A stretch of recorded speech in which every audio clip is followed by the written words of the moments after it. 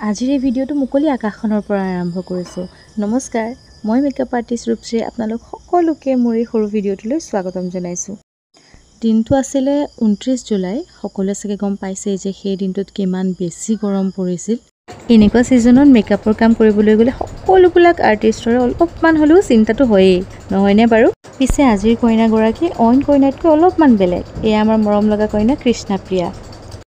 কইনাই বোলে কাজল, আইলেছ, কাটা এইবিলাক বোলে একোৱেই মাৰি ভাল নাপায়।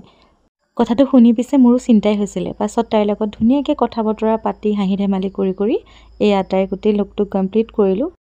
আপোনালোকেও জনাবচোন যে এই অকণমানি সৰু কইনাজনী আজি দেখিবলৈ কেনেকুৱা লাগিছে। কইনাজনীক সকলোৱে মৰম দিবলৈ নাপাহৰিব দেই।